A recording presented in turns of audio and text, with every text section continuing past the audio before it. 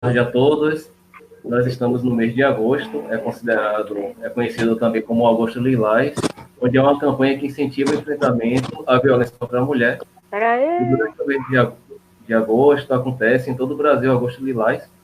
A campanha ela nasceu com o objetivo de alertar a população sobre a importância da prevenção e do enfrentamento à violência contra a mulher, incentivando as denúncias de agressão, que podem ser físicas, psicológicas, sexuais, morais e até patrimoniais. Neste ano especial, Agosto Lilás, ele também comemora os 11 anos da Lei Maria da Penha. Com isso, a Biblioteca do CETENS, a Biblioteca de Feira de Santana, ela traz uma discussão para a sociedade de um tema muito relevante, que é a violência doméstica no isolamento social, onde convidamos as advogadas Tâmara Andreucci e Lorena Peixoto para trocar uma ideia conosco, ao qual eu passo a palavra. Ok, obrigada, Fábio. Em nome de Fábio, eu quero aqui agradecer, né, a biblioteca, a UFRB, por esse evento esses eventos, né, na verdade, porque é uma agenda de lives cumprindo aí, acho que uma função extremamente importante, que é de discutir a atualidade à luz desse período aí da pandemia, mas dialogando com temas diversos e que são de extrema importância para a sociedade. Então, dizer parabéns e agradecer de pronto pelo convite, né? E agradecer as meninas aí também, que vão estar fazendo as intérpretes, né? Acho muito legal isso, que importante, que preocupação social de vocês de, né, democratizarem o conhecimento a partir das várias linguagens, né? Obrigada. Pode? Eu agradeço o uso das minhas palavras todas que foram retratadas pela colega Tâmara. É uma oportunidade de estar tratando de uma temática de grande importância, não só no agosto, que é o Agosto Lilás, mas em todos os dias, todos os meses do ano. E essa inclusão que abarca não só as mulheres, mas os homens, as pessoas que são portadoras de necessidades especiais. Isso é importante porque ela é uma temática que não escolhe cor, não escolhe credo, raça, não escolhe gênero, orientação. E, com certeza, quanto mais pessoas puderem estar debatendo sobre violência doméstica, falando sobre a Lei Maria da Penha e as suas nuances, as diversos tipos de violência, certamente nós estaremos caminhando em prol de algo muito melhor, em prol de uma sociedade mais límpida, de uma sociedade que a gente possa estar vendo e tendo gosto de visualizar.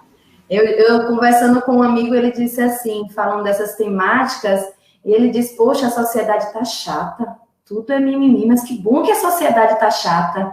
Se a gente está conseguindo falar de temáticas que doem no outro, isso é sinal de que a gente está no caminho certo. Muito obrigada e uma boa tarde. Vamos começando, né? Fábio, você desligou seu microfone, a gente não conseguia te ouvir. A gente ainda está adaptando com esse mundo digital, né? Mas eu falei que a gente agradece muito a presença de vocês, e é muito relevante realmente a gente trazer essa discussão, e como falou, né, como a Lorena falou, a gente tem que exaustivamente discutir enquanto isso for recorrente na nossa sociedade, né? Então, sejam bem-vindas e fiquem à vontade. Obrigada, Fábio. Obrigada. Eu também estou. Essa é a primeira vez que eu uso esse ambiente, né? Eu não conhecia, enfim. Então, eu acredito que eu não estou vendo as pessoas que estão participando, mas deve ter uma turma acompanhando aí. Dizer boa tarde, né, a todos e todas. E estaremos eu e a doutora Lorena fazendo, na verdade, um debate. Não tem mediação, não. Uma está mediando a fala da outra, mas estamos aqui debatendo. Então, assim, é um tema que a gente discute junto, que a gente vem já há algum tempo, né, fazendo parte das nossas atividades de pesquisa, de militância, de atividade profissional, e é isso que a gente vai partilhar com vocês hoje à tarde. Então, eu quero apresentar, né, minha colega debatedora, primeiro parabenizando pelo Dia do Advogado, né, o Dia da Advogada, mas o Dia do Advogado e a gente segue junto.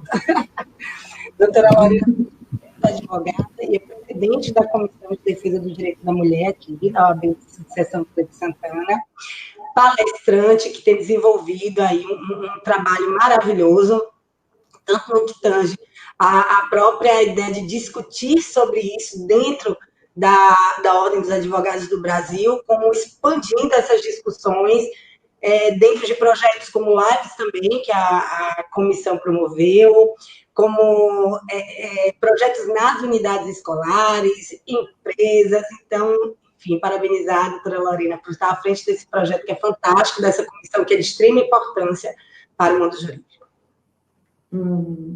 Eu que agradeço, uma boa tarde a todos que nos acompanham. É uma grande satisfação e honra debater, ter esse bate-papo com a nossa colega, a doutora Tâmara Andreucci, que é advogada, historiadora, professora, é mãe, então ela me orgulha não só como conhecedora das leis, mas, sobretudo, pela mulher e porque, além de ela ser uma excelente professora, uma excelente advogada, ela é, com orgulho, uma excelente mãe de Raul. Então, é com grande satisfação que eu divido esse espaço contigo, Tâmara. E agradeço, realmente, é bastante enriquecedor estar à frente de um projeto, principalmente quando nós temos integrantes como você, compondo essa comissão, em que acredita nesse projeto, e que trabalhando de forma concisa e única, a gente consegue desenvolver um trabalho legal. Claro que é muito pouco diante daquilo que a gente precisa fazer, mas é necessário esse trabalho,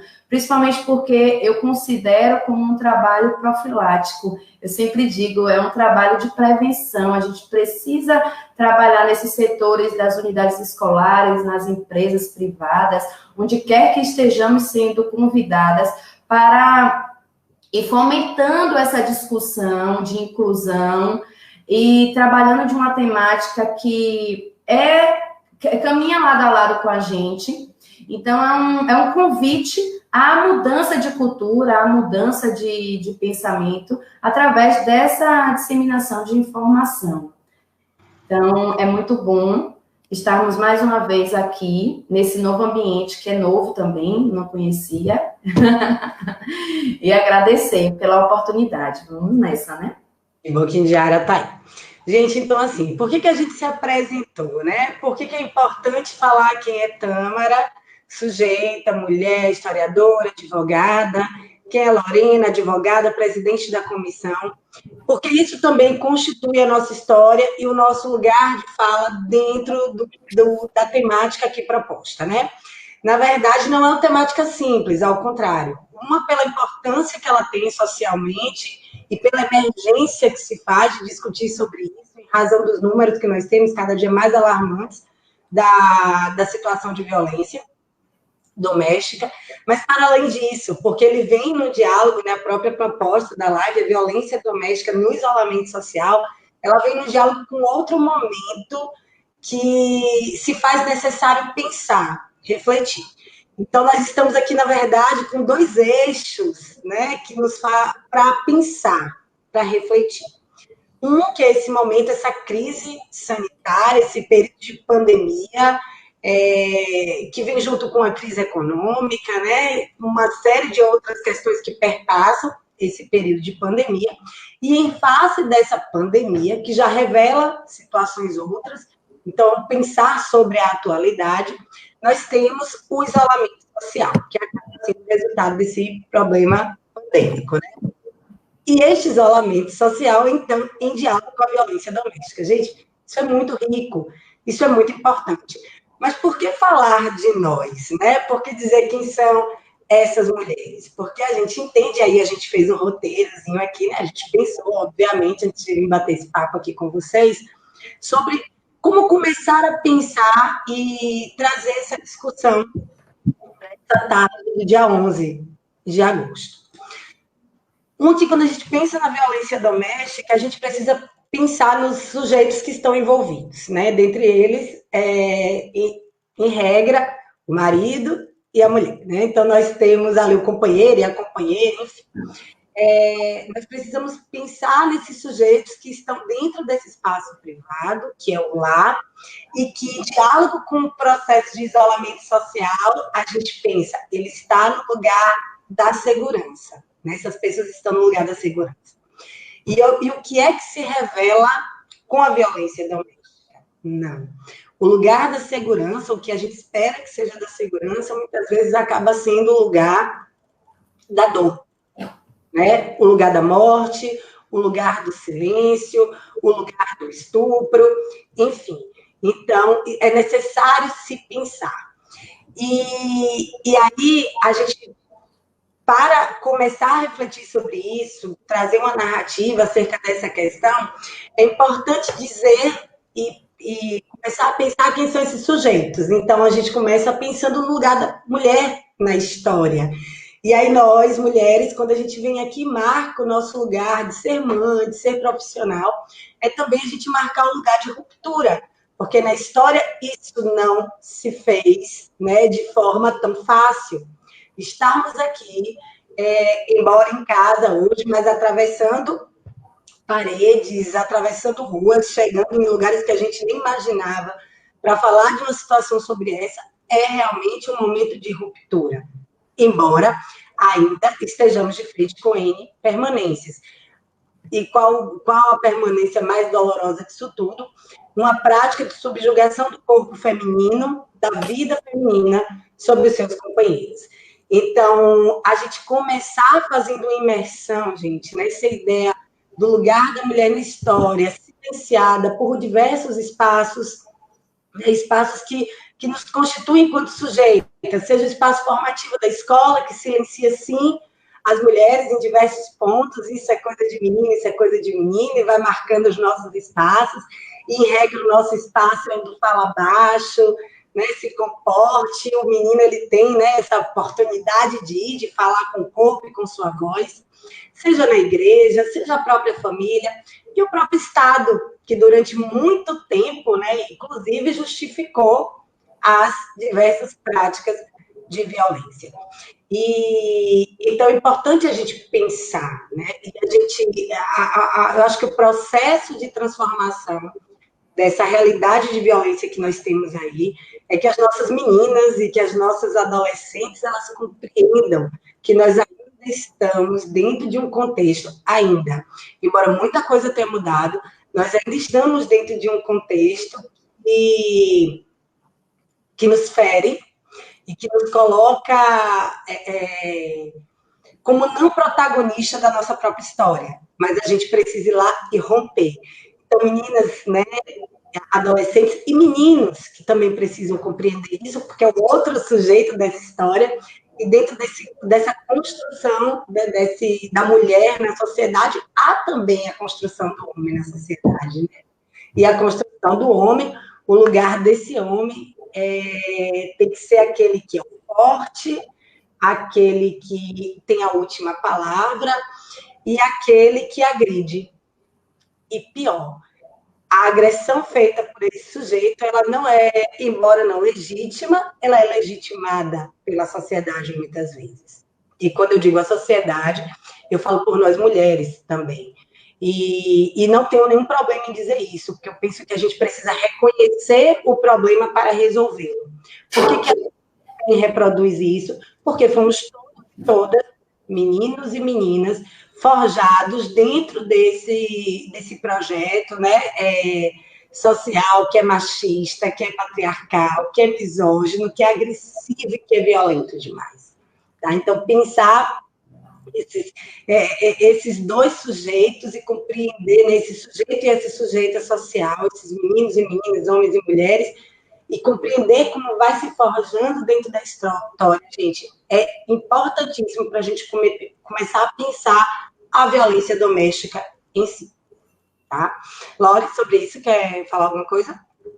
Não, eu acho importante isso que você falou, porque fica parecendo que a questão da violência, ela se restringe à pessoa, né, à mulher, e como se fosse uma relação somente de violência de homem com mulher, quando, em verdade, todos os setores da sociedade, existe uma contaminação setorial.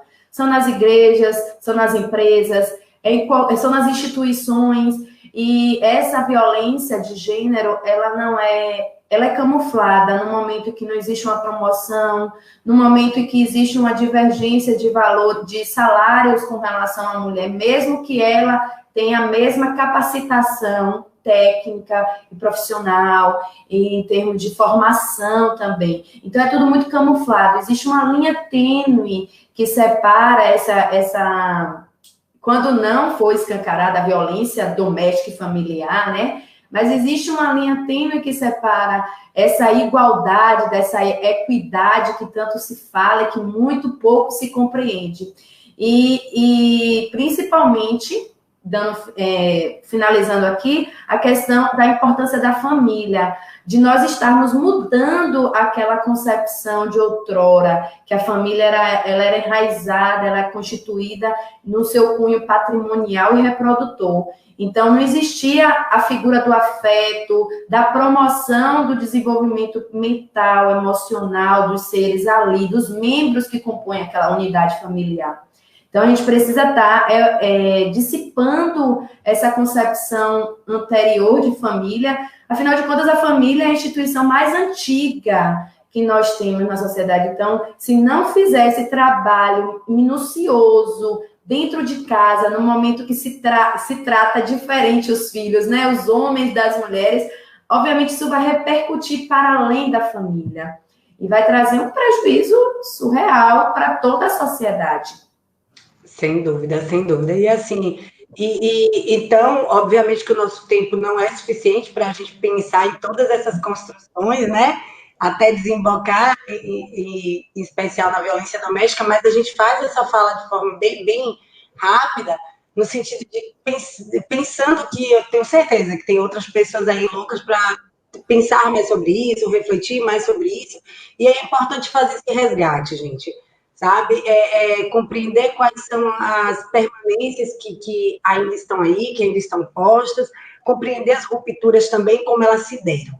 E quando eu falo das rupturas e quando eu falo desse movimento que a gente vem encabeçando hoje, né, várias mulheres pelo mundo afora, que é um movimento de luta contra essas práticas de violência, essas diversas práticas de violência, principalmente a violência doméstica, é a nossa temática de hoje, mas, enfim, dizer que se temos essa luta hoje, né, tão fortemente abraçada por um número maior de mulheres, por homens também sensíveis a essa temática e que seguem aí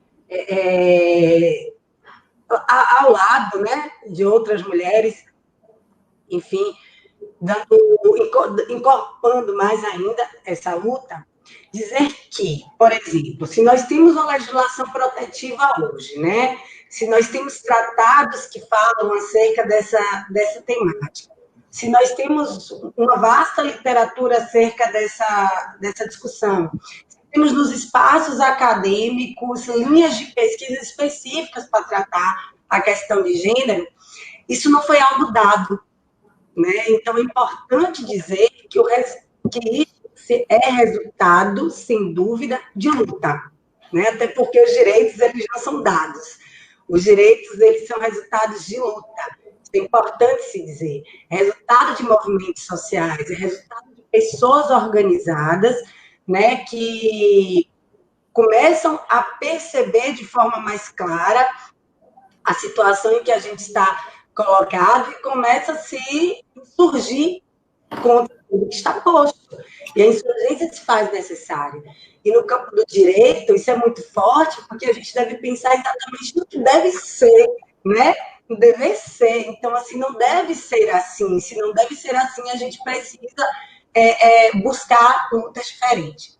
E aí nós temos, principalmente no século XX, uma emergência muito grande, um boom aí dos movimentos feministas, que vão dar maior visibilidade aos diversos tipos de violência, principalmente no que tange à violência doméstica, mas eu gosto, gente, é algo particular, mas Lorena sabe dessa minha paixão, porque é um campo também de pesquisa meu, né, que eu desenvolvo os estudos acerca da violência à luz na perspectiva da interseccionalidade. Então, eu trabalho com mulheres negras na política, né, e dentro dessa situação de violência toda, o que acontece?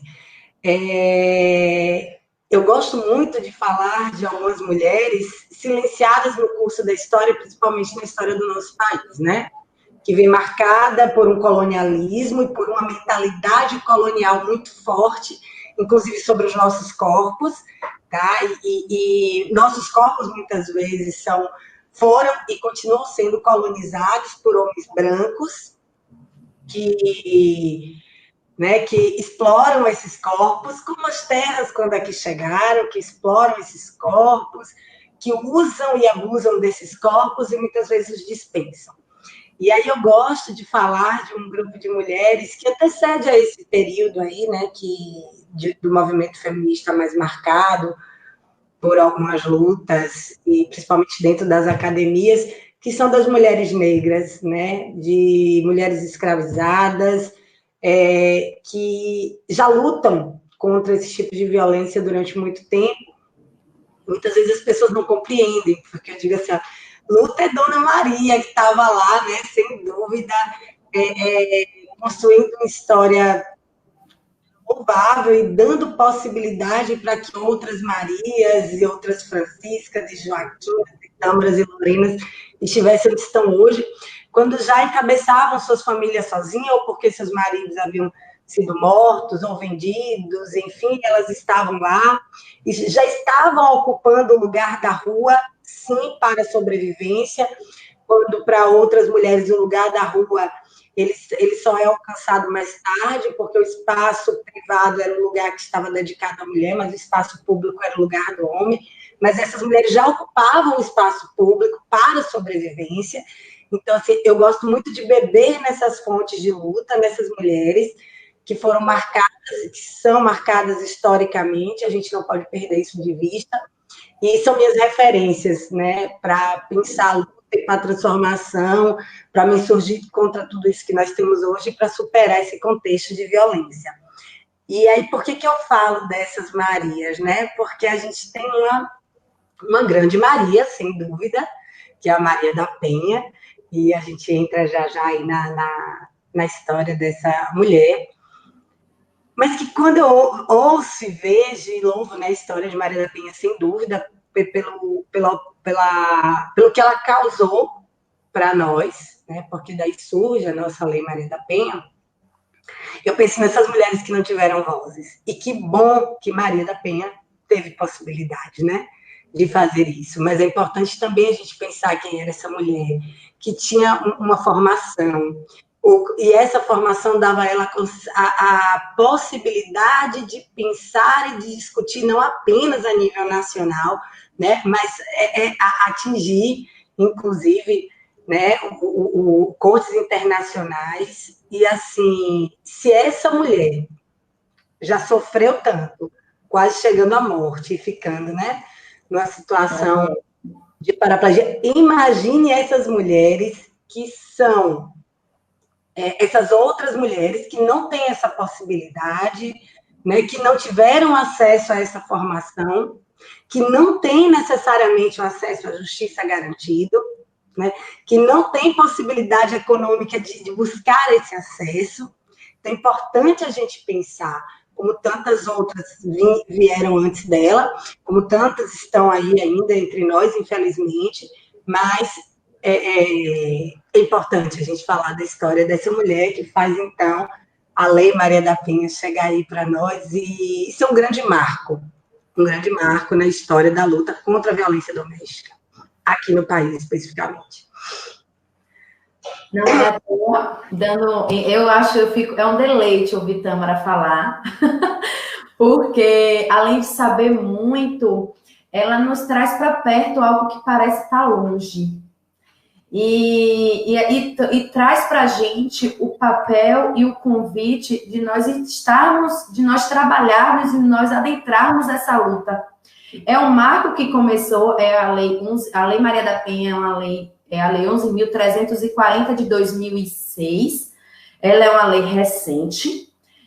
Para nós termos ideia da importância dessa lei, quando se falava de violência contra a mulher, violência doméstica e familiar contra a mulher, era apenas tratada como uma contravenção penal, como um crime de menor potencial ofensivo. O que quer dizer isso? São crimes que não ultrapassam penalidades, e para quem milita na área crime sabe muito mais do que eu, que não é meu campo de atuação, de até 2 anos de punição, de pena, mas que não existia cárcere, não existia restritiva de liberdade, e as penalidades eram o quê? Era trabalho comunitário, pagamento de multa, era cesta básica, quer dizer, um dano que traz, não atinge não só o físico da mulher, mas a sua esfera patrimonial, a sua esfera psicológica, moral, sexual, ser tratado como um crime de menor potencial ofensivo. Vem a lei desconstituir isso.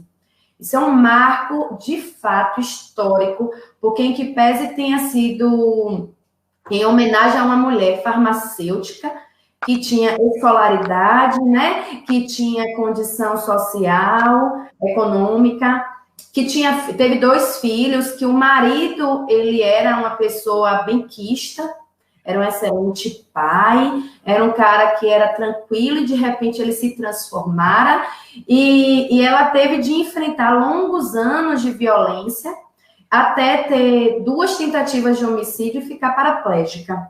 Então, ela precisou mobilizar através de coragem, né, do apoio irrestrito, enfim, dela mesmo, do apoio dela, essa força foi dela. Ela precisou romper esse ciclo de violência através dessa coragem, dessa denúncia, de buscar essa ajuda do judiciário para, enfim, deflagrar, ter essa promulgação dessa lei. Então, é um marco porque é uma luta de combate, é uma lei que combate a violência e combate também o patriarcado, o machismo, a masculinidade tóxica. Então, são conceitos muito similares, muito parecidos, mas eles são diferentes, porque o patriarcado Tâmara é muito melhor para falar sobre isso, mas de forma bem sucinta, o patriarcado é aquela sensação de que a mulher é propriedade, é posse.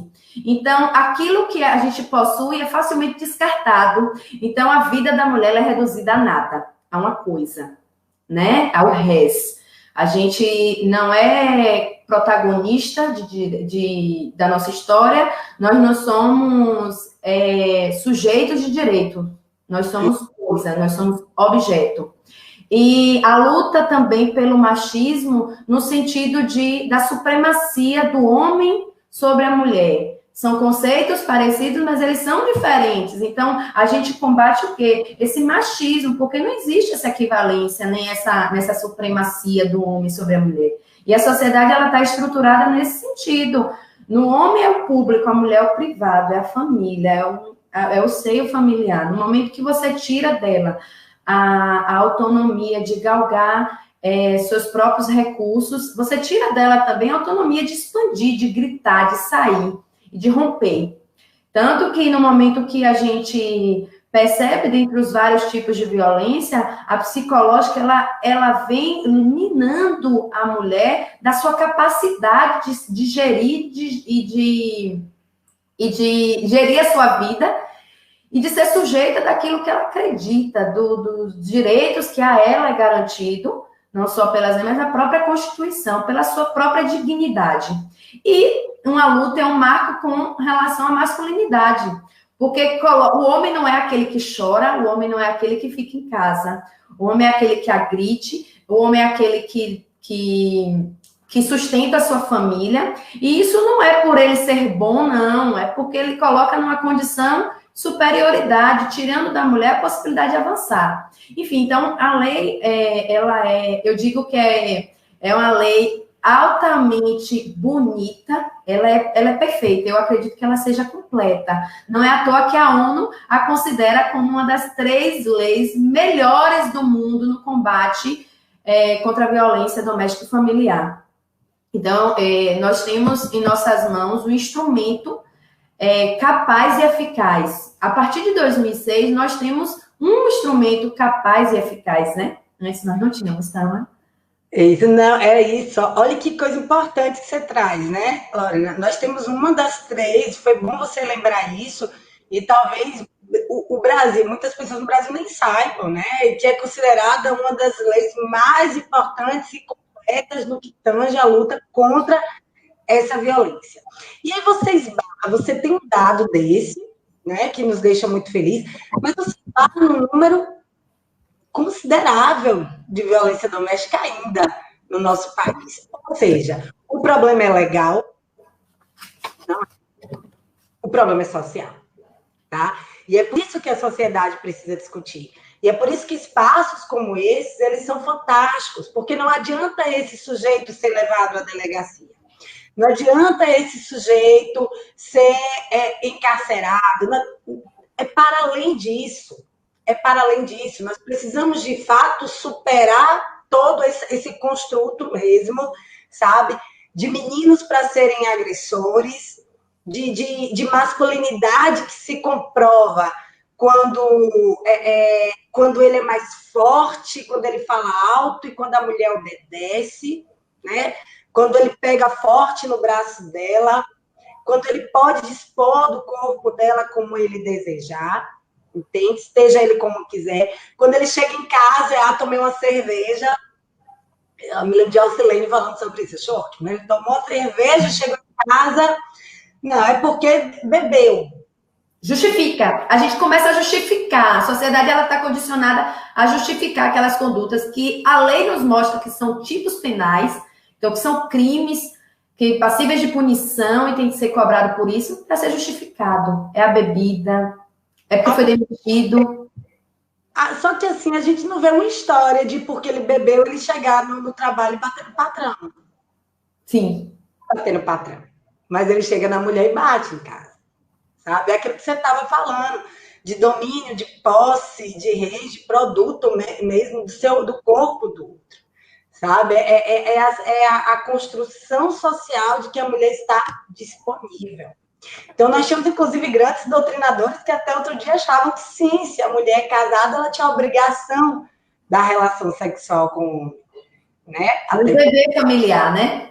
Pois é. Exatamente. Então, é só para frisar, quando você trouxe isso, Lorena, como é importante a gente tomar realmente a rédea das coisas, que para além da legislação é muito importante a gente ter esse amparo legislativo, mas que realmente é necessário uma mudança de mentalidade, uma mudança social no que tange a compreender tudo isso. E aí você vê o tempo de isolamento social e isso faz um boom. As discussões crescem muito, né?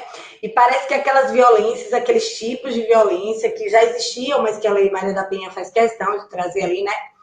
Pontuando cada uma. Coisa.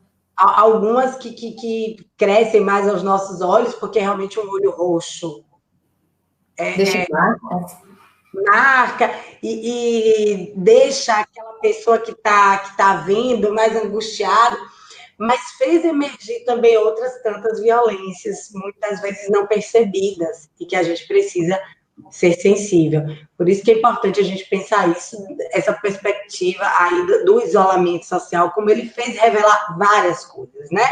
Ele revelou na sociedade o problema econômico, o problema sanitário, o problema de saúde, que nós temos uma crise na saúde brasileira, mas ele revelou também que nós temos agressores dentro de casa.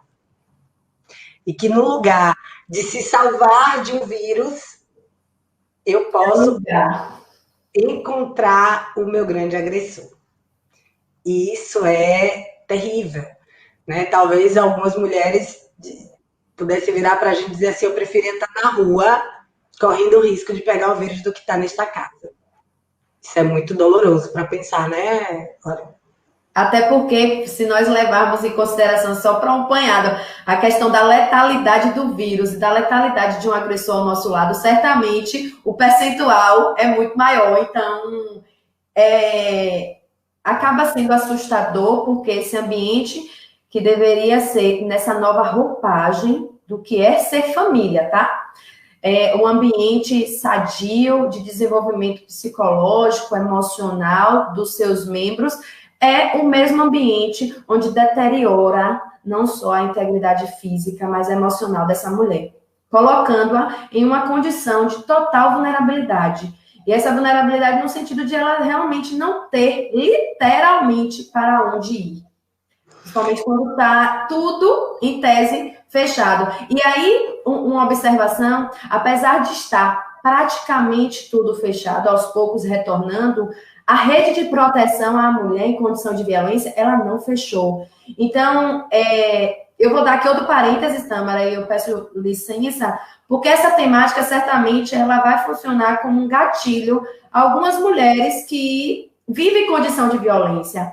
Mas como foi retratado por Tâmara, toda luta, ela carece de marcas, de feridas, de mortes, enfim. Então, infelizmente, é necessário nós falarmos, porque a mulher, ela precisa, primeiro, identificar essa violência que ela sofre. Ela precisa identificar como sendo vítima, porque ela consegue identificar na vizinha, ela consegue identificar na amiga, mas ela não consegue se identificar como vítima dessa violência. E aí vem a Lei Maria da Penha fazendo um convite no seu artigo 7º, descrevendo quais os tipos de violência. É a violência psicológica, e aí eu fiz aqui uma pesquinha, porque eu trouxe alguns exemplos que a gente às vezes não consegue identificar na prática, mas é desde uma roupa que o homem, ele critica, desde ele menospreza os seus acertos, as suas promoções, mas quando você erra, ele te coloca para baixo, ele enaltece o teu erro. Isso é para quê? É para minar sua autoestima, é para impedir que você, de novo, veja que você é capaz de avançar, que você é capaz de conquistar. E aqui também, dando àquela mulher a sensação de que ela nunca está certa, que ela nunca consegue fazer nada, que ela depende dele para tudo. Então, essa violência psicológica, ela não deixa marcas físicas, né? Mas ela vai minando a pessoa, a mulher, porque é aquele falar mal para ela mesma. É como se ela...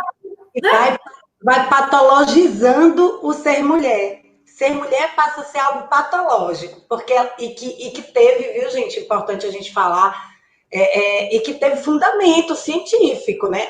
É histérica, né? É louca, ela não é racional.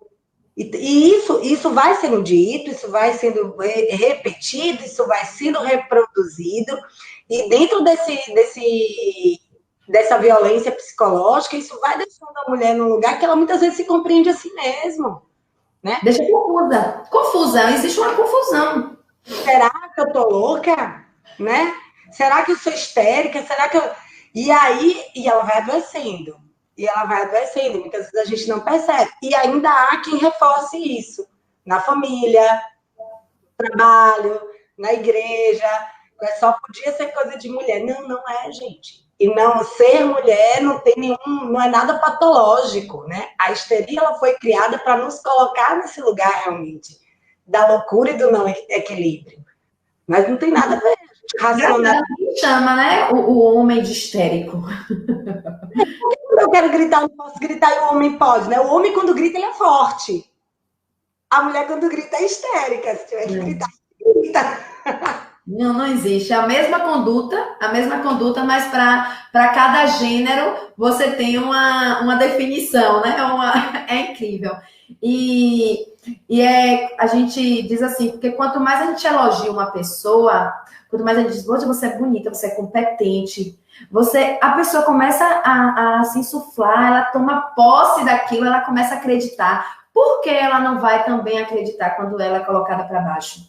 Então, se ela é repetidamente colocada como incapaz, como atrapalhada, como aquela roupa que você nunca consegue acertar na roupa que você usa, é sempre inadequado. A forma como você fala é sempre inadequada. Então, assim, ela vai se colocando realmente incapacitada, como uma pessoa incapacitada.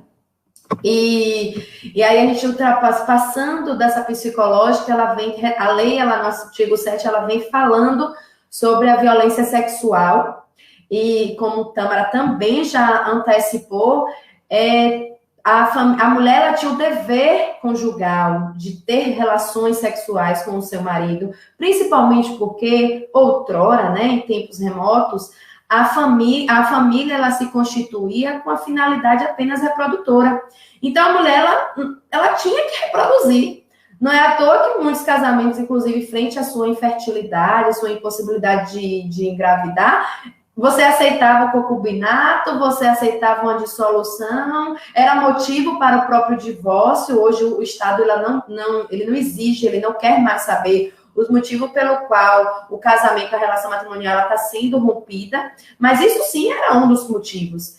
Então, a mulher, a violência sexual ela é caracterizada no momento que coloca a mulher para presenciar, fazer ou praticar qualquer ato sexual, independente de conjunção carnal, que ela não queira. Então, no momento que ela demonstra que não quer, e é um consentimento no ato, o fato de eu ter permitido ontem não quer dizer que eu permita hoje, não quer dizer que eu vou permitir amanhã.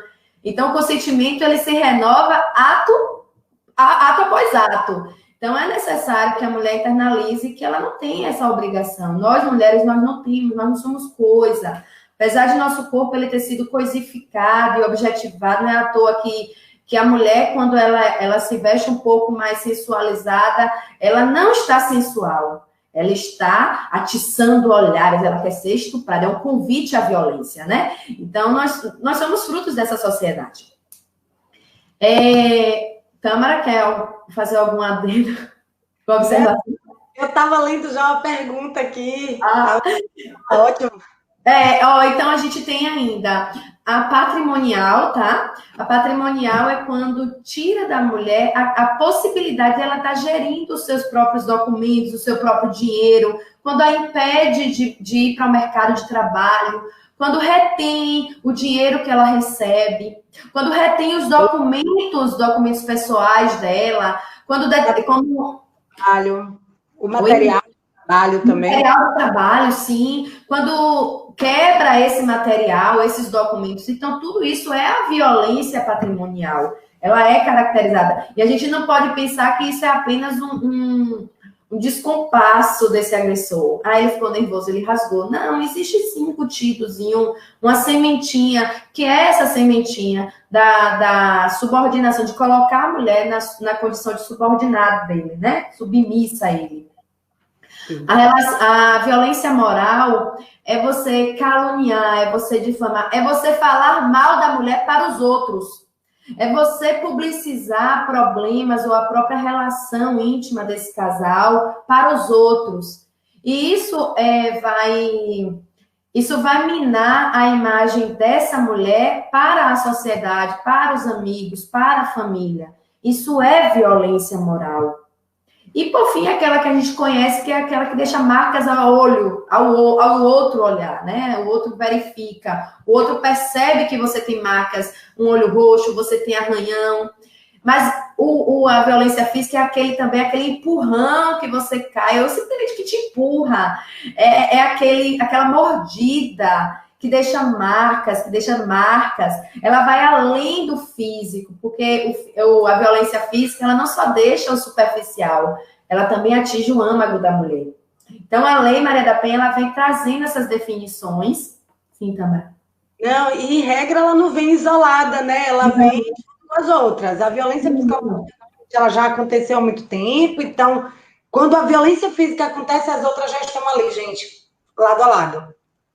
E muito, nessa campanha da OAB que nós temos feito muito, principalmente nesse período de pandemia. Então, já que você vai falar isso, deixa logo, porque essa é uma pergunta. Sim, por favor.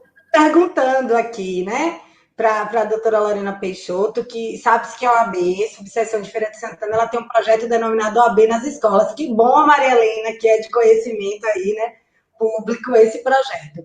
Um trabalho social ao qual a senhora como presidente da Comissão de Defesa do Direito da Mulher, no qual foram abordados temas que desconstruíssem conceitos machistas e sexistas, através do diálogo e da troca de informação. E a pergunta dela era algo que você já ia falando, mas a gente tem aqui que marcar o lugar aqui de Maria Helena participando junto com a gente. Obrigada, viu, Maria Helena, pela questão. ela quer saber, diante desse momento, né, em que estamos vivendo, do isolamento social por conta aí do Covid-19, o que é que de concreto a comissão realizou ou vem realizando? Eu acredito que eu estou realizando. Obrigada, Maria Helena, por participar. É uma forma, inclusive, de nós estarmos publicizando o trabalho que a OAB está fazendo. Infelizmente, a gente tinha um trabalho muito de, como você falou, de OAB nas escolas. Isso faz com que os membros da comissão, os membros se desloquem ao local que nós somos convidados, seja nas unidades escolares, que compreende não só o colégio, como as universidades, seja nas empresas. Eu trabalho na própria OAB, na subseção em Feira de Santana, através de palestras, de mesa redonda, esse debate que é importantíssimo, até porque nós temos a lei ela tem um aparato, a gente tem tudo muito definidinho na lei, então a gente precisa trazer de concreto. Infelizmente a gente não está conseguindo ter esse contato, o pessoal, né? O corpo a corpo. Mas a OAB, através de suas redes sociais, precisamente do Instagram e do WhatsApp, ela tem trabalhado no sentido de definir, mostrar para a sociedade quais são os tipos de violência. Mostrar que aquela conduta que ela está vivendo, que a mulher ela vive, é violência sim. E isso é uma campanha em parceria com a campanha do Sinal Vermelho, tá? Tem um xizinho na palma da mão em vermelho para você se dirigir às farmácias credenciadas e conveniadas e mostrar, e só apresenta esse sinal que a pessoa vai identificar que você é uma mulher em condição de violência, em situação de violência. Então, o nosso trabalho ele tem sido ainda mais disseminando através das redes sociais, que é o nosso canal que a gente tem nesse momento, para estar trazendo as definições dos tipos de violência, trazendo quais são os órgãos que compõem a rede de proteção. Então, a rede de proteção, ela não se restringe apenas às instituições da OAB, à Defensoria, ao Ministério Público, às delegacias, aos centros de acolhimento, aqui em Feira de Santana, aos centros de referência Maria Quitéria, mas nós, enquanto cidadãos, seja homem ou mulher, nós somos parte dessa rede de proteção. A gente precisa internalizar o nosso papel de que briga de marido e mulher se mete sim a colher. É um ditado bastante popular. A gente sempre brincava. Eu lembro na minha infância que a gente dizia: a briga de marido e mulher não se mete a colher com os nossos colegas, mas não. E olha, na época da infância. Então, assim, hoje a infância ela precisa tomar conhecimento que briga de marido e mulher mete-se a colher. Com toda certeza. E as lives também, né? Isso. Na verdade, Maria Helena, fizemos uma série de questões de projetos mesmo, né? Para tentar chegar em vários lugares, desde produção de artigos e é divulgado na rede. Essa campanha ficou belíssima, porque os tipos de violência muitas vezes as pessoas não percebem, né? E aí, pontuando. E as lives também, fala um pouquinho sobre as lives que nós tivemos, né?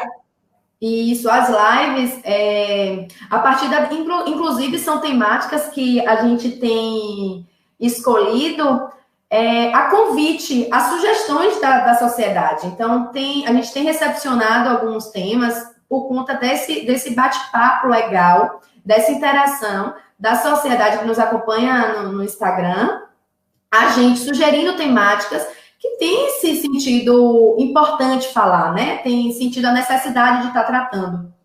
E nós temos também outra campanha, também pelas redes sociais, que é o Educando nas Redes Sociais. Às vezes, não necessariamente é um tema de violência, mas é um tema de direito de família, que fala sobre guarda, que fala sobre guarda compartilhada, porque fica parecendo que a mulher, ela tem a obrigação de cuidar dos filhos. Não, gente. A paternidade e a maternidade não é uma obrigação, é uma escolha. E ela compreende não só a mulher, mas também o homem. Então, a gente traz esse trabalho de educação mesmo, no sentido de tirar da mulher certos pesos que a sociedade a impôs, para a gente estar desmistificando esse papel da mulher, esse papel, né? Esse lugar da mulher na sociedade. Então, através de lives, através de campanhas sobre o tipo de violência, sobre a publicidade dos locais que trabalham nessa rede de proteção, seja através de endereços, de telefones, incentivando o Disque Denúncia, o 180, o 190, e estamos aqui abertos a recepcionar mais sugestões que possam estar sendo necessário para combater todo e qualquer tipo de violência, não só a violência familiar e doméstica, mas qualquer tipo de violência de gênero.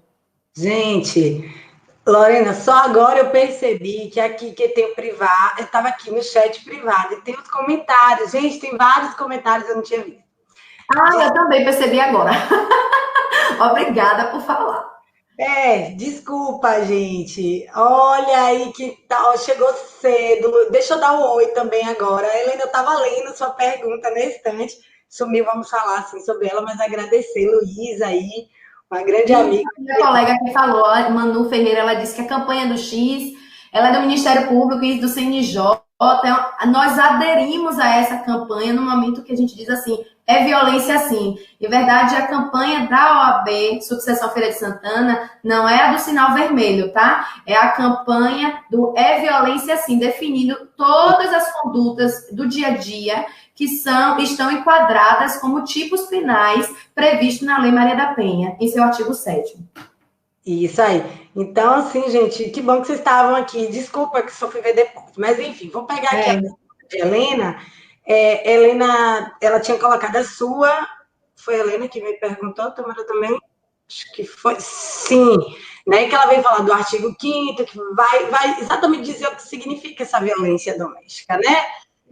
Familiar contra a mulher, qualquer ação ou omissão baseada no gênero. E aí, enfim, ela segue dizendo, a grande pergunta dela é: diante dessa normativa, como explicar o porquê, né? Ainda existe especificamente mulheres brancas de classe alta, nível intelectual também alto, que conseguem denunciar o seu agressor. Gente, essa pergunta de Helena nos revela o quanto isso é importante, porque nós não estamos falando apenas de possibilidade econômica, nós não estamos falando apenas de capacidade intelectual.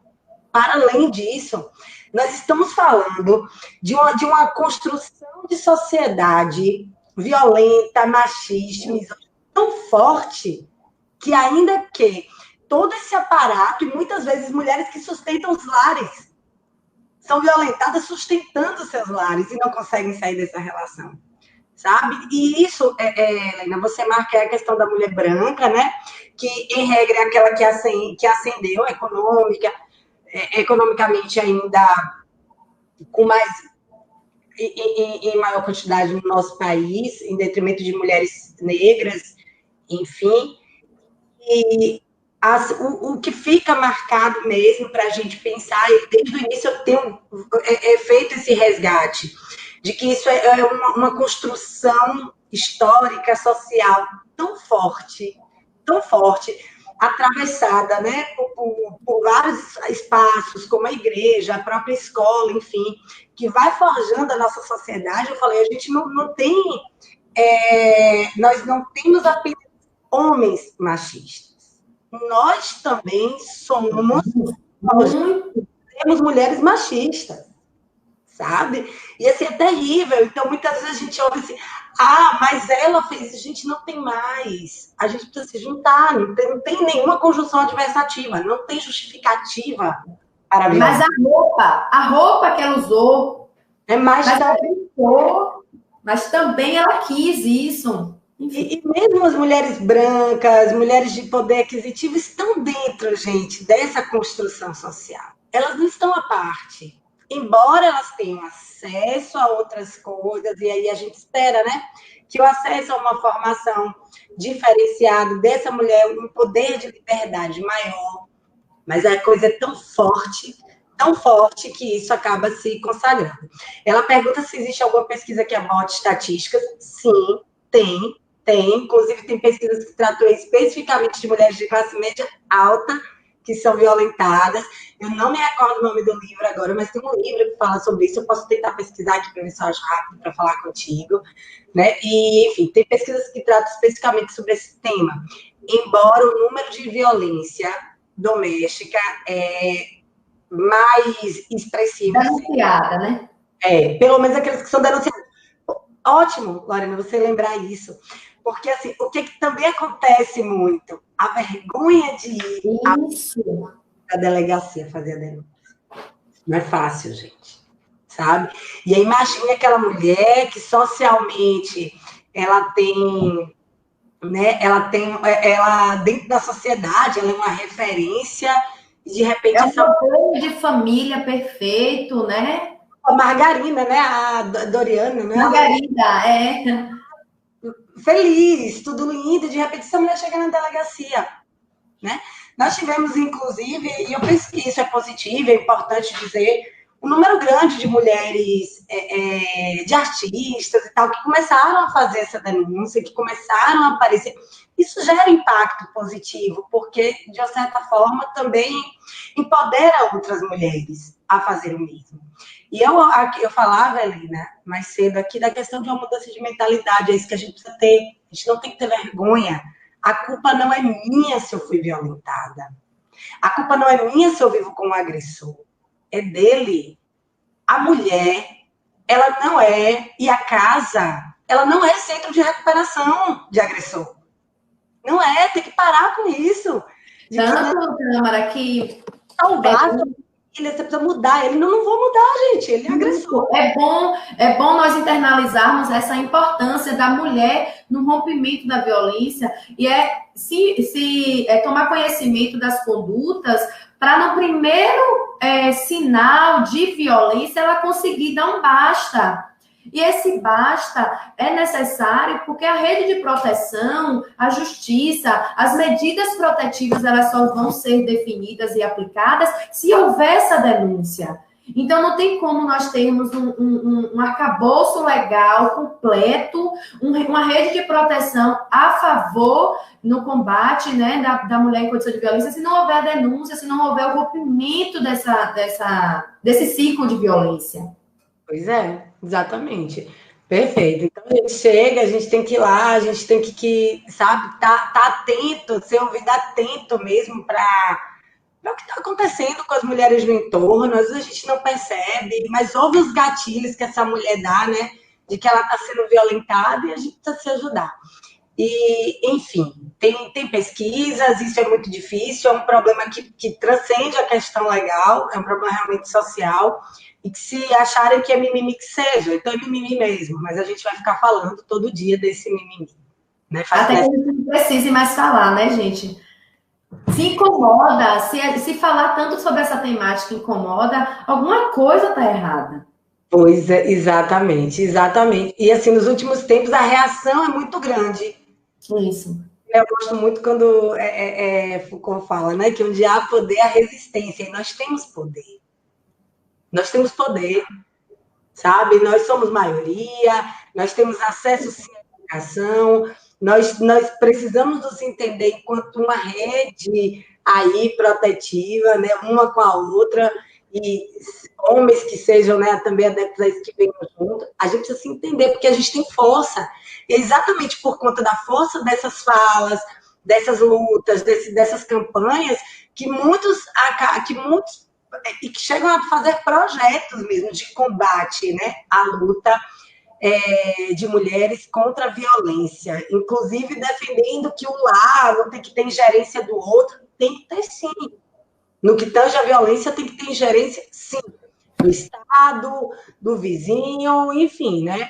E aí, Fabiana Batista, ela traz aqui para nós, Lori, algo que é fantástico, né?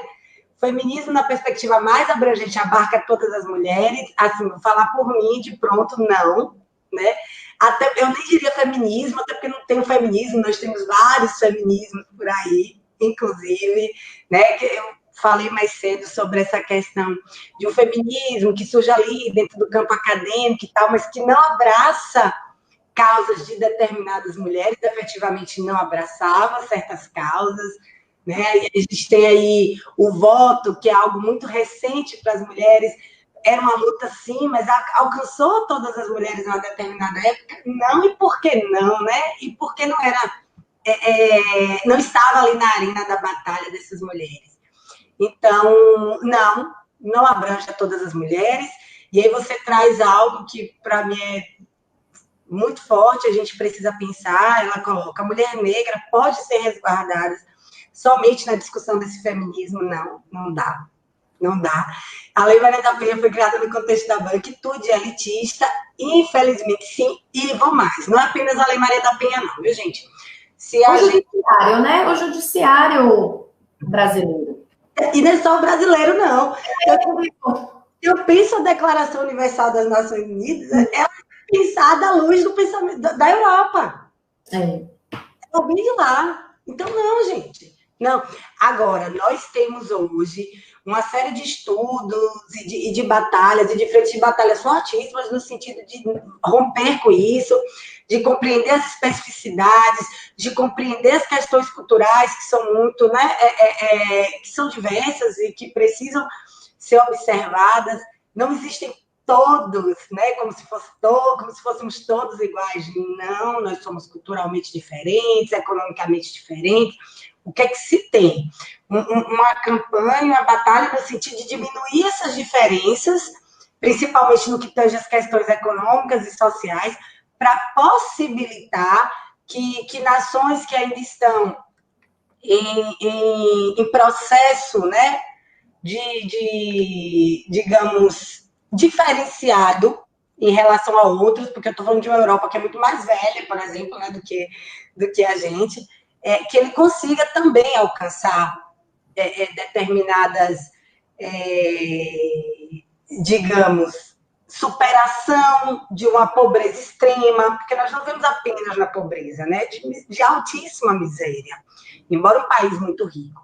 Então, enfim, não atende o que você traz acerca da Lei Maria da Penha, como a doutora Lorena fala, né? Todo judiciário é perfeito.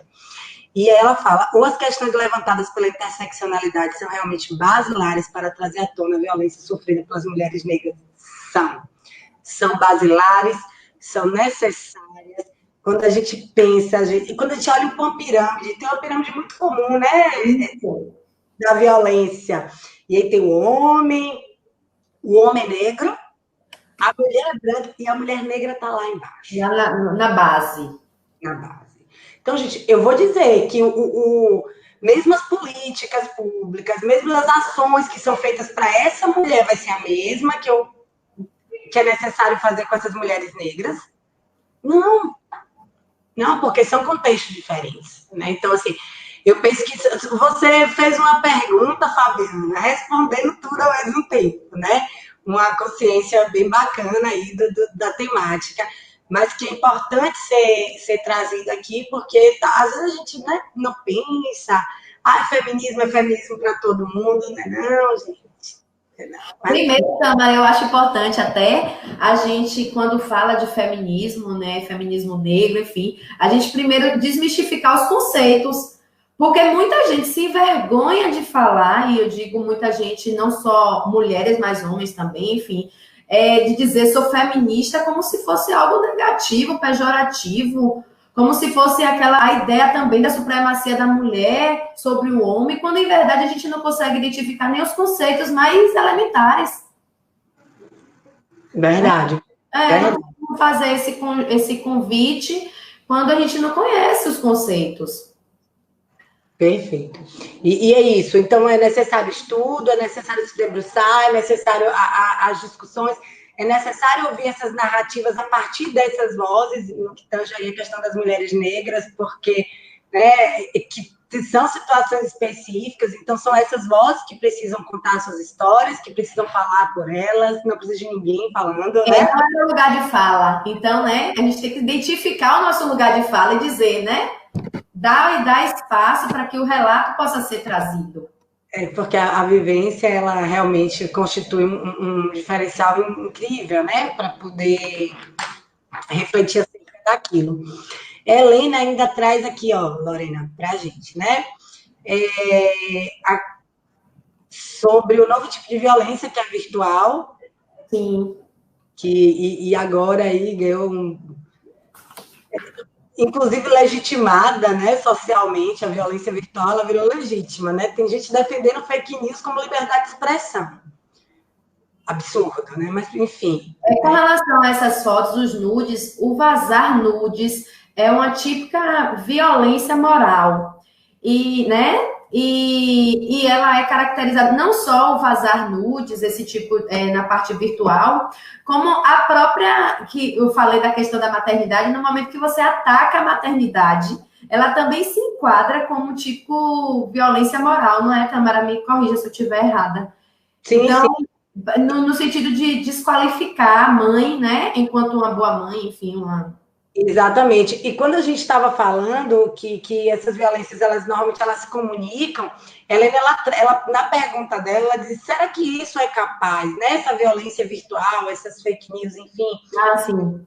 de manchar a imagem de uma pessoa mulher, de desorientá-las psicologicamente. Claro, então assim, é uma violência psicológica, gente, e leva pessoas à morte. Eu estou vendo o pessoal aí na hashtag, né? Estamos com Sátia Lorena, que, sem dúvida, resultado aqui de uma violência psicológica, né?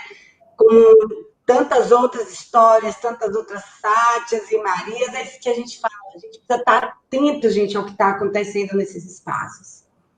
A gente precisa estar atento. Tem vários relatos de mulheres, inclusive, que vão às delegacias, né? Principalmente quando não é delegacia da mulher mesmo, as delegacias comuns, que ainda não tem todo, porque a delegacia da mulher ela foi pensada exatamente para atender este público. Então, tem todo um cuidado, mas em outras delegacias isso não acontece. Então, a gente tem relatos de mulheres que chegou aí 1, 2, 3 vezes, ninguém deu ouvido, essa mulher foi assassinada, ou essa mulher acaba cometendo suicídio porque ela não suporta a violência. Então, isso é complicado. Então, sim, eu penso que, sem dúvida, desorienta psicologicamente, né, Lorena, chegando aí a situações das mais terríveis. Até porque existe uma transposição, você tira da pessoa, do agressor, que divulga, que faz a divulgação de nudes, de fake news, como causador da violência para a mulher. A mulher ela acaba se colocando como culpada. Porque eu mandei? Porque eu mandei aquele nudes para ele? E quando, em verdade, existia uma relação, ou pelo menos esperava-se que existia uma relação de confiança. E aquela coisa, né, do consentimento, é o consentimento no ato. Naquele momento foi consentido, mas assim, é para desqualificar realmente a mulher, colocando-a num papel de total descrédito. Estou falando aqui, Tâmara, do caso da médica. Eu não tenho acompanhado, eu não me sinto capacitada neste momento para discorrer sobre esse caso. Tá? Não sei se Tâmara lá. Não, a gente até comentou sobre isso. Assim, é Manu que fala isso. A gente, no sentido de falar do caso em específico, a gente não tem acesso. Não tem como, isso. Realmente a tudo que aconteceu, o que a gente acompanhou, que viu, enfim, é aquilo que circulou na mídia.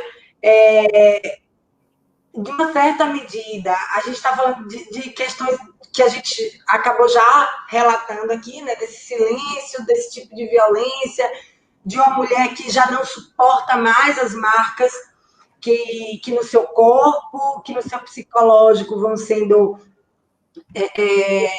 né? Como?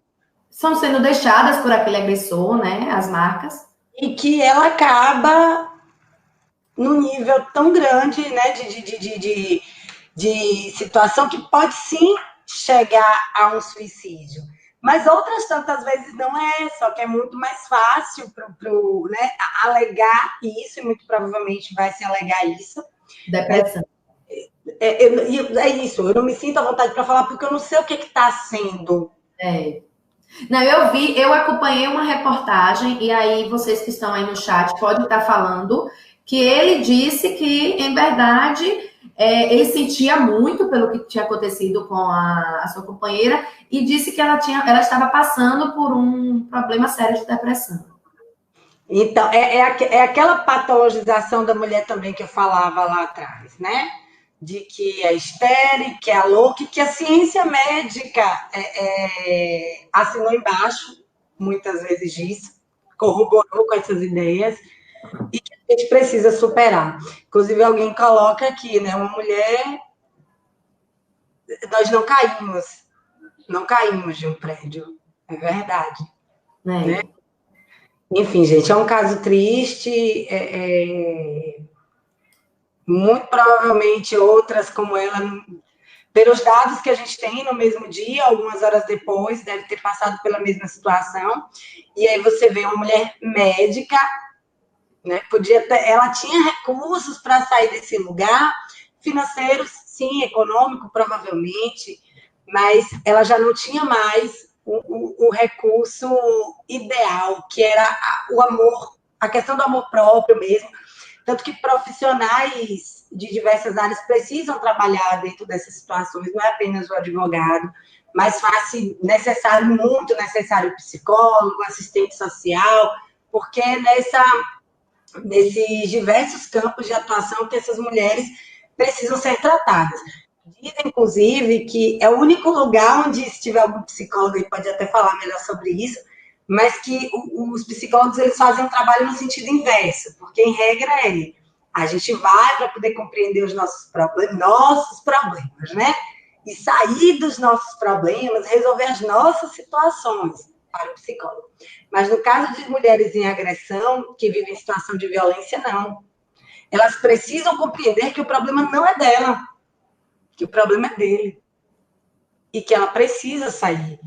E que aquele excesso, Tâmara, porque é bom a gente também desmistificar o estereótipo, porque o agressor, ele não é aquele delinquente quanto mais que a gente conhece, que a gente aponta e identifica, né, como um violento, enfim, delinquente. Ele vem fantasiado de boas intenções, ele vem de forma muito doce, domesticada, ele envolve, não é à toa que antes de chegar, como a Lucélia está falando aqui, antes de chegar às vias de fato, ele primeiro envolve a mulher em um ambiente, em um casulo, na verdade, que a impossibilita de andar por conta própria. Então, ela vai limando como o Tâmara falou, né? Vem antes da violência física, já teve a patrimonial, já teve a psicológica, já teve a moral.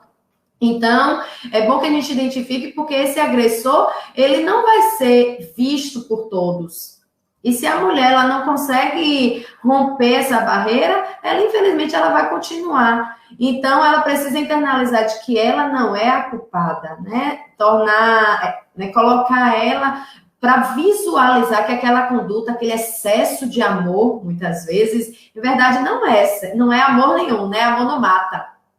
Amor não agride, né? Com certeza. Não, mas, gente... Eu acho pertinente a gente falar da mudança que tivemos agora, em plena pandemia, né, da Lei Maria da Penha, eu acho que o artigo 22, ou 24, Tâmara, foi o qual? Foi o 22, a questão do agressor, né? De ele ser obrigado a participar de projetos de ressocialização, né? E isso independe da penalidade. É um trabalho conjunto, né? Você trabalha o agressor como também nesse contexto de violência, porque a ideia é poder ressocializá-lo, mas não é liberar do crime, porque para aquela mulher, ele vai continuar sendo agressor. Mas a ideia da ressocialização é que ele não volte a ter aquelas mesmas condutas com outras mulheres. Se você simplesmente aplica a letra fria da lei, a penalidade por conta própria, a possibilidade de reincidência é muito grande. Então, vem a lei agora em abril ser modificada, eu acho que o artigo 22, no sentido de obrigar o agressor a frequentar centro de educação e de reabilitação e ter acompanhamento psicossocial. Isso. Embora isso, né, de uma certa maneira, isso já estava previsto. Isso já existia, né? Às vezes é importante a gente falar que algumas coisas acontecem como se fosse uma grande, e isso já existia, gente. Já existia.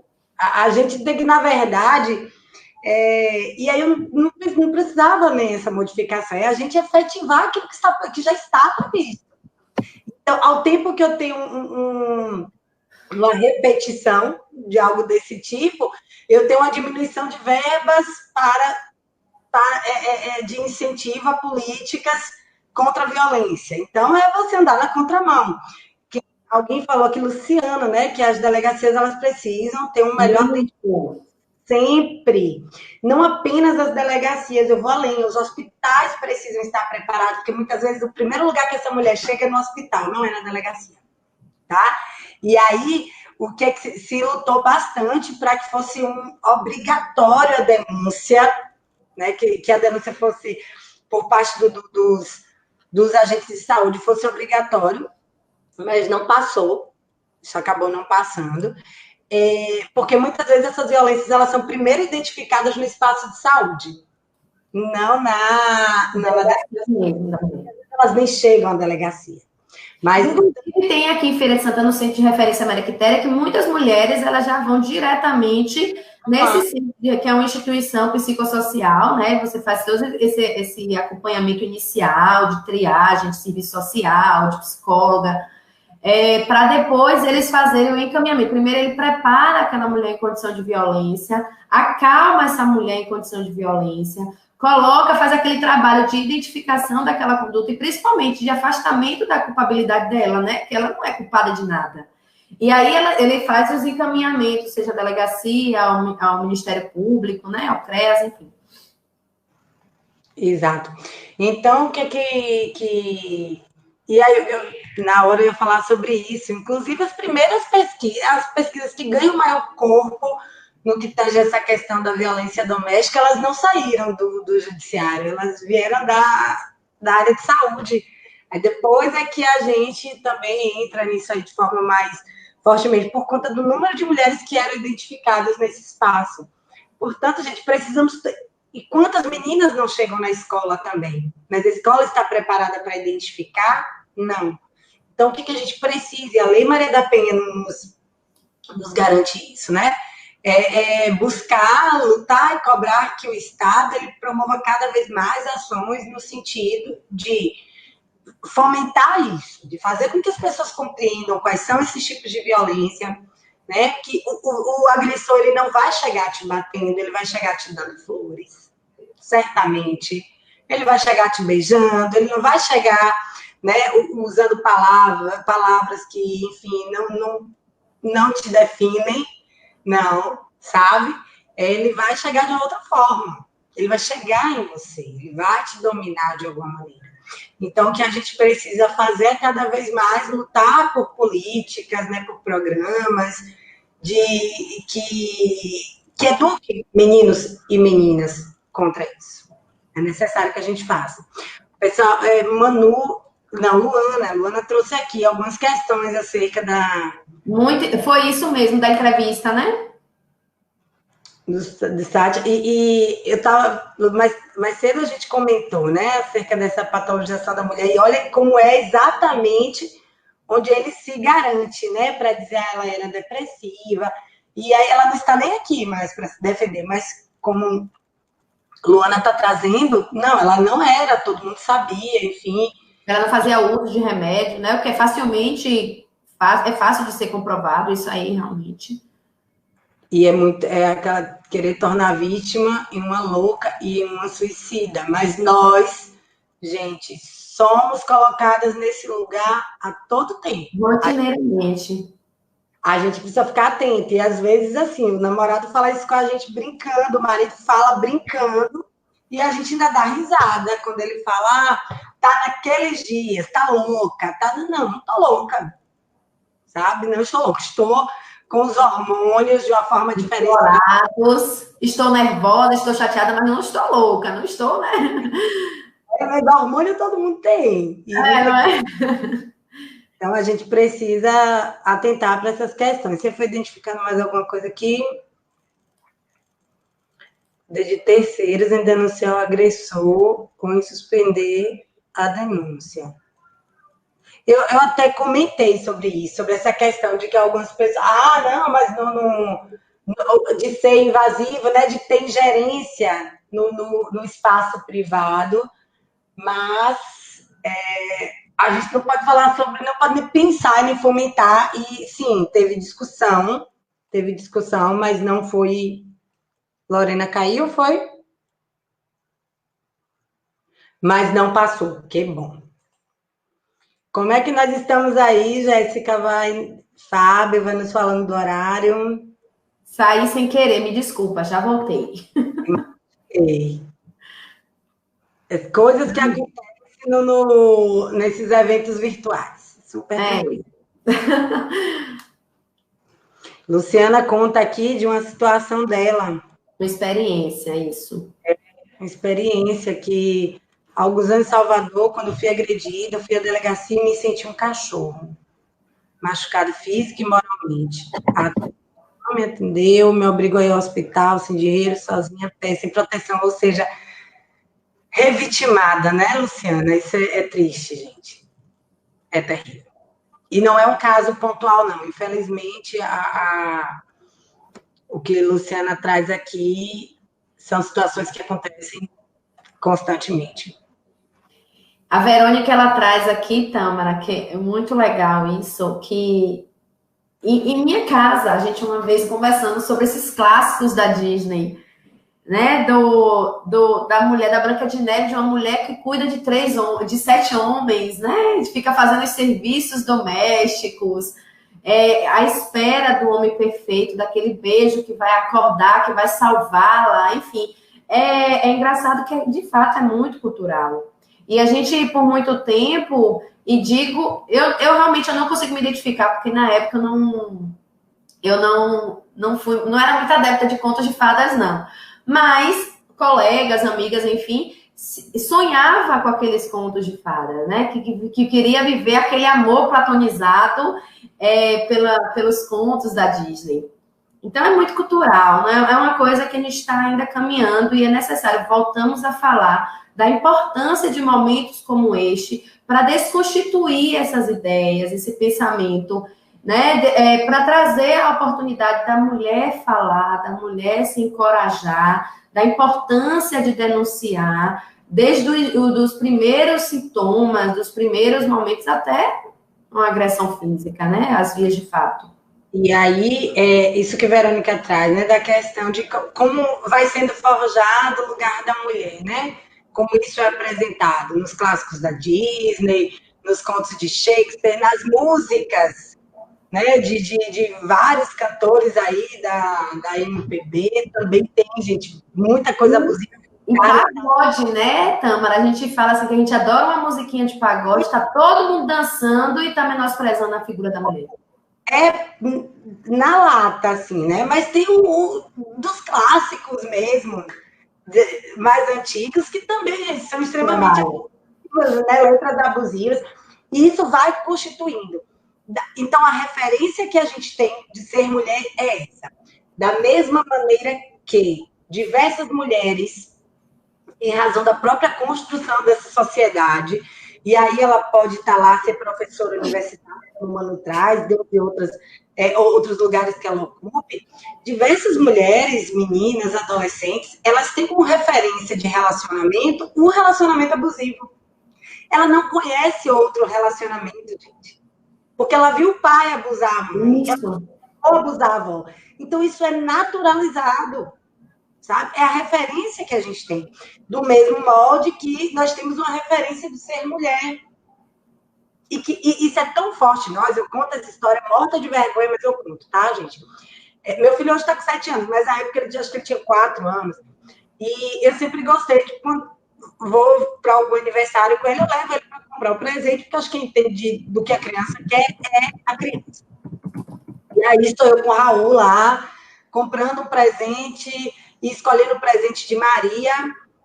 E eu pegava várias bonecas, né? As princesas, tudo que tinha. Esse aqui, Raul, já louca para ir embora. E ele, não, mamãe, essa não.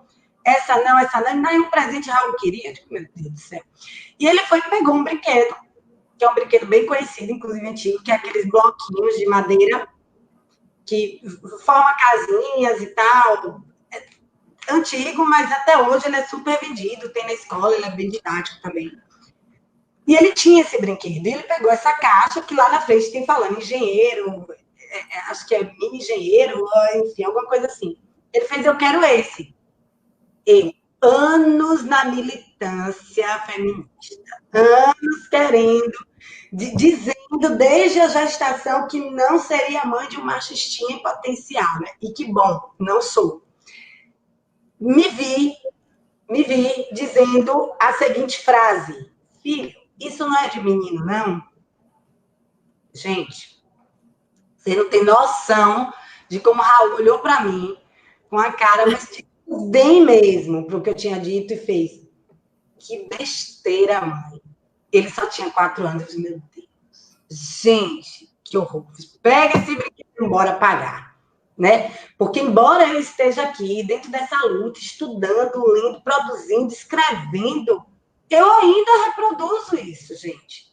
Imagine, e precisou uma criança de 4 anos me lembrar que eu estava falando uma besteira. E que bom que ele foi assim, bem gentil, e falou que era uma besteira, né? Ele podia ter usado um termo ainda, mas enfim, acho que era pouca idade. Ou seja, tá aqui, tá nos circulando o tempo todo. Quantas vezes nós não ficamos meio receosos de fazer determinadas coisas, embora todas as discussões sejam aqui travadas. Não é fácil, não. É bem difícil a gente sair desse lugar, mas eu acho que a gente consegue sim se deslocar dele com esses bate-papos, com esses projetos, né, com essas possibilidades aqui. Luana disse que ela não suporta essa frase, tá nervosa e louca de TPM. Não me fala, Luana, detesto. Já sofri violência doméstica e Sati esteve ao meu lado. Vivenciei violência psicológica. Você é gorda e ninguém vai te querer. É uma frase que luta até hoje para ser curada dentro de mim. O fim veio com meu braço quebrado depois de minha mão. Graças a Deus, Sati veio junto comigo e eu tive coragem de pôr um fim. Sou imensamente grata à minha prima. Ela é sua prima, né, Luana? Sem dúvida. E tenho muita fé em Deus que esse pesadelo não completa aqui, mas enfim, né, de superação disso aqui. E assim, que a triste história, né, que essa triste história nos sirva também como uma possibilidade de repensar realmente as condutas, de sair desse lugar. Infelizmente, é mais um corpo de mulher que se vai em razão dessa doença social que é a violência contra mulheres. E, infelizmente, é mais um corpo que se vai. Mas, assim como a gente tem, né, mulheres, e essa hashtag, acho que vocês estão colocando aí, ela tem a força de dizer isso. Você nos dá voz para lutar.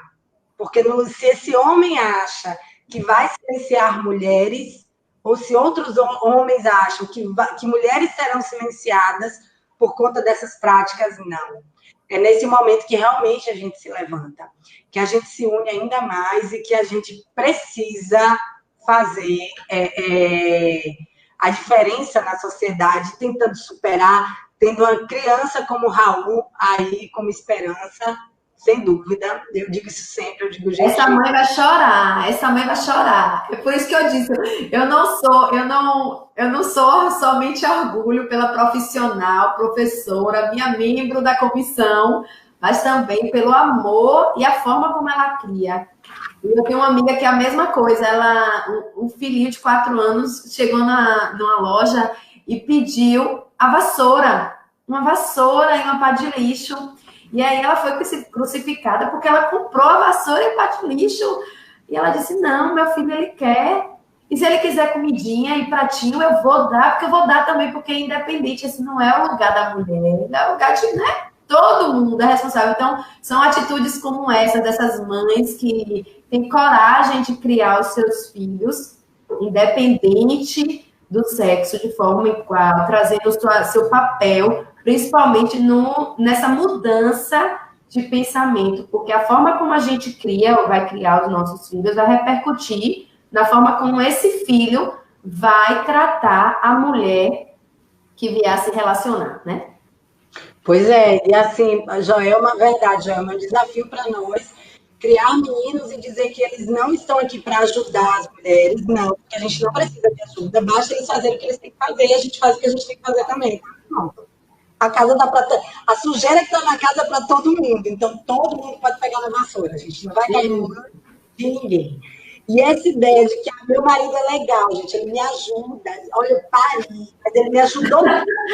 A obrigação de todos, Me ajudou, eu já pari, ele ainda está me ajudando.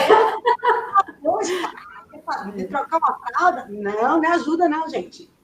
É assim, a parceria é essa, tem que ser todo mundo junto. E eu volto a falar que isso tudo é um convite para todos nós olharmos o papel da família, né? A gente não tem como trazer para a sociedade aquilo que a gente não consegue nem colocar em prática no nosso seio familiar. Então, a forma como a gente vai travar essas discussões, a forma como a gente vai educar os nossos filhos, vai repercutir significativamente nesse combate e na diminuição de violência de gênero. Sem dúvida. Não deixa a gente aqui não, senão não acaba hoje. Não vai acabar, viu, Fábio? O Fábio já apareceu.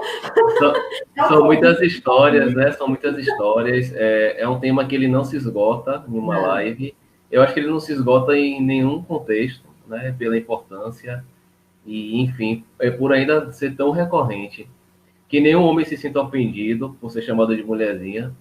E eu vi na fala de vocês e na exposição, né, dos nossos internautas, dos nossos usuários, como é claro, né, em maioria mulheres, que a gente ainda passa por um momento de sociedade, né, tão evoluído em muitos contextos, mas ainda tão precário nesse sentido, né?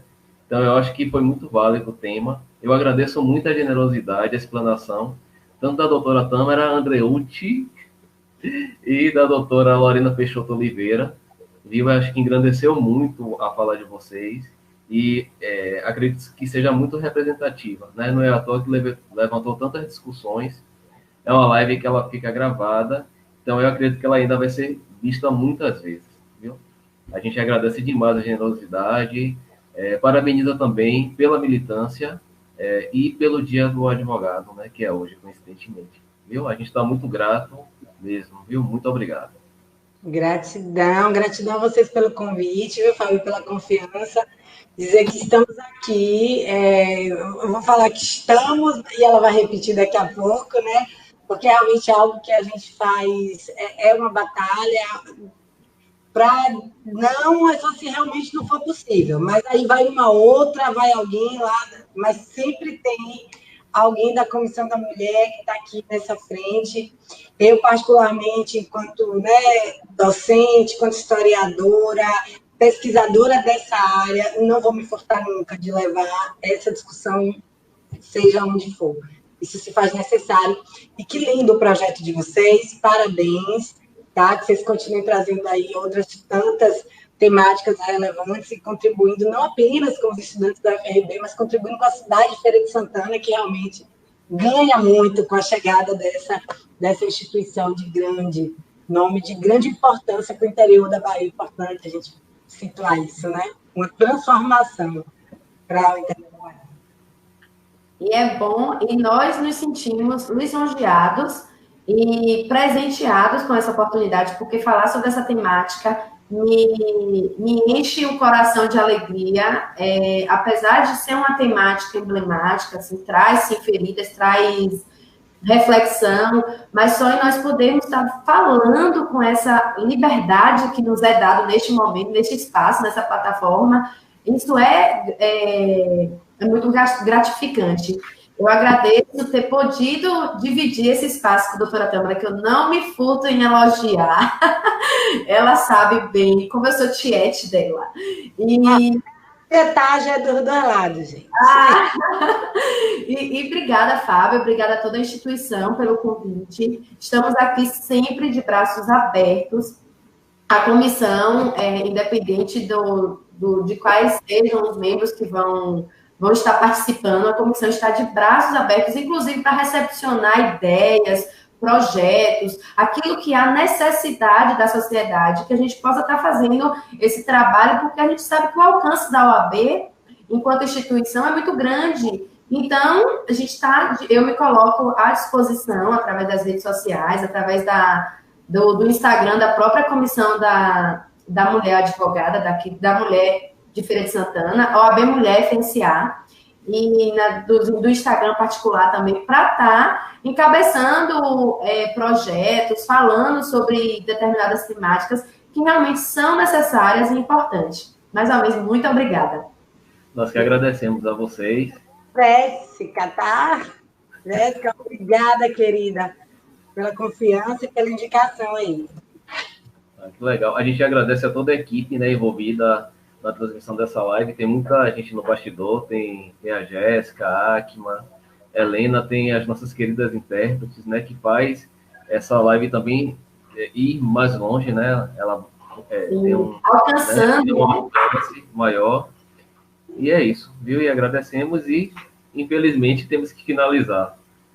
Viu? A gente finaliza com muita alegria e ressaltamos que estamos todos juntos por Sátila Lorena e todos juntos por todas as mulheres que sofrem algum tipo de violência, seja ela qual for, todas as pessoas. Um abraço, muito obrigado a todos. Obrigada. Boa tarde. Segue o Instagram da comissão. Ela está perguntando, como estudante de direito, como podemos ajudar, né? A comissão está ouvindo? Estou. Comissão para a gente trocar aí.